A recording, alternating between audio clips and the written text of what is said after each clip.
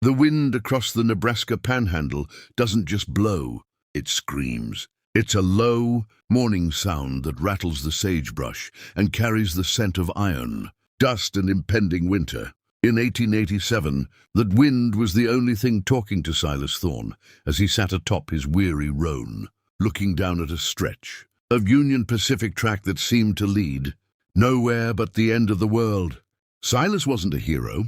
He was a man with scarred knuckles and a heart that had been calloused over by years of cattle drives and whiskey-soaked regrets. He'd seen men killed over a hand of cards and watched whole towns vanish into the prairie fire.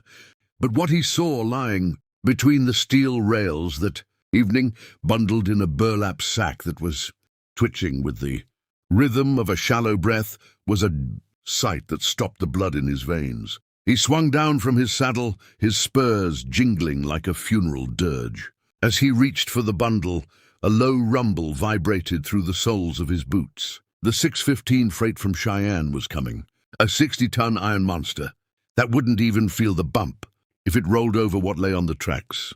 Silas ripped the coarse fabric open, expecting perhaps a litter of unwanted pups or a dying fox. Instead, he stared into a pair of wide, gold-flecked eyes. It was a baby boy, no more than 6 months old, branded, literally, burned into the flesh of his tiny shoulder, with a mark that made Silas's stomach turn. It was the U for Unwanted, the mark of the Blackwood orphanage, a place where the unwanted were sent to be forgotten. But someone hadn't just wanted him forgotten. They wanted him erased. The whistle of the locomotive shrieked in the distance, a silver plume of smoke rising over the horizon like a storm cloud.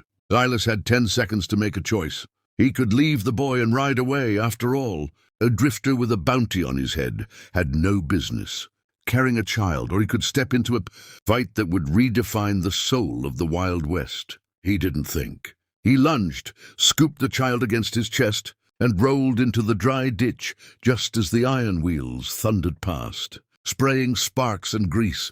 As the train vanished into the dusk, Silas looked down at the child, who hadn't made a single sound.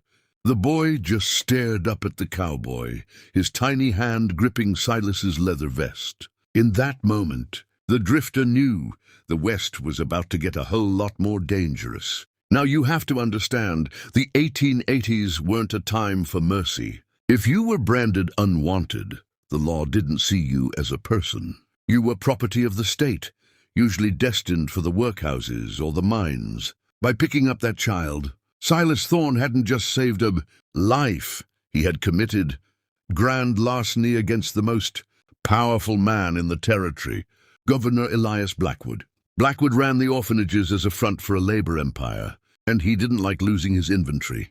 Silas rode hard for 3 days, heading toward the Black Hills. He had to keep the boy hidden, muffled under his coat, feeding him hardtack soaked in water and the occasional scrap of jerky. He named him Caleb, after a brother he'd lost at Gettysburg. But by the 4th night, the silence of the prairie was broken by the sound of rhythmic hoofbeats. Blackwood's regulators, a pack of hired guns led by a man known only as the Jackal, were on his trail. Why would a governor send 12 armed men after one infant? That's the question that kept Silas awake as he huddled in a limestone cave, watching the boy sleep. He pulled back the child's blanket and looked closer at the brand. It wasn't just a U. Tucked inside the curve of the letter was a tiny, intricate engraving of a key. It wasn't just a mark of shame. It was a map. The Jackal caught up to them at the crossing of the Powder River. The air was thick with the smell of wet earth and gun oil. "Give us the brat, Thorne!" the Jackal shouted, his voice echoing off the canyon walls. "The governor wants his property back. You give him up, and maybe we forget about that bank job in Laramie." Silas checked his peacemaker. 5 rounds. He looked at Caleb, who was chewing on a leather strap, oblivious to the fact that 12 rifles were aimed at his head. Silas realized then that this boy wasn't just an orphan.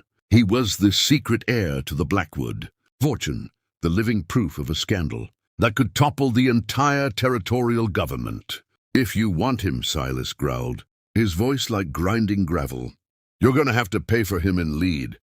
The shootout that followed is still whispered about in the saloons of Deadwood. Silas moved like a ghost, using the shadows and the roar of the river to mask his position. He wasn't fighting for gold or for his own life anymore. He was fighting for the one thing the West had tried to take from him: hope. He took out 3 of them before they even cleared their holsters. But he was outgunned, and a bullet grazed his thigh, sending him tumbling into the freezing water with Caleb strapped to his back. They should have died in that river, but the current carried them to a hidden settlement of outcasts, men and women who had been discarded by society, much like Silas and the boy. Among them was Sarah, a former nurse who had escaped Blackwood's service years ago. When she saw the brand on Caleb's shoulder, she went pale. "This isn't just a mark, Silas," she whispered, cleaning his wound. "It's a safe combination." Blackwood hid the deeds to the stolen indigenous lands inside a vault in the capital. The key to opening it, it's tattooed in microscopic ink underneath this brand. This boy is the only thing that can stop Blackwood from turning the entire West into a slave state. The stakes had shifted.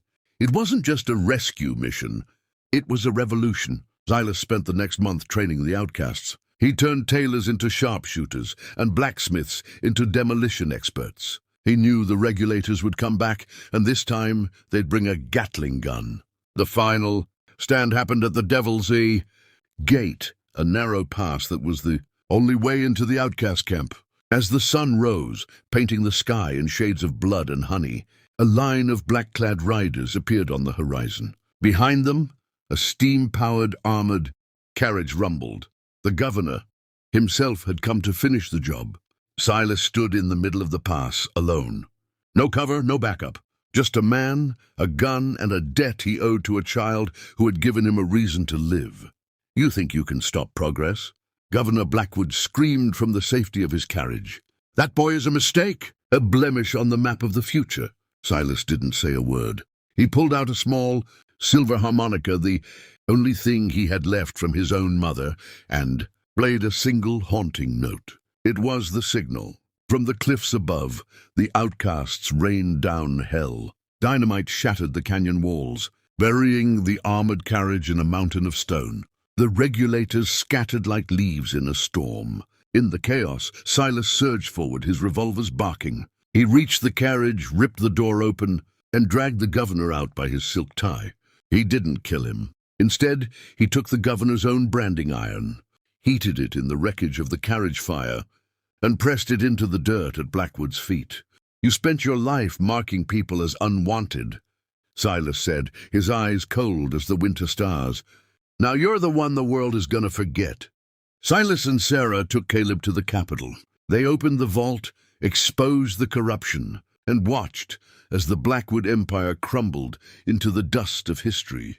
The unwanted were freed, and the lands were returned to those they were stolen from. But Silas Thorne didn't stay for the parade. He was never a man for speeches. Years later, travelers in the high mountains of Wyoming would tell stories of a gray-haired cowboy and a young man with gold-flecked eyes riding side by side. They say the young man was the finest lawman the West had ever seen, a man who protected the weak and never forgot where he came from. And Silas? He finally found what he was looking for on those tracks. He realized that being unwanted doesn't mean you're worthless. It just means you're waiting for someone with enough grit to see the gold under the dust. The fate of the Wild West wasn't changed by a bullet or a law. It was changed by a choice, the choice to stop riding away and start standing ground. As the sun sets over the Tetons, if you listen closely to the wind, you can still hear the jingle of spurs and the faint, sweet sound of a harmonica, playing a tune for the ones the world tried to leave behind.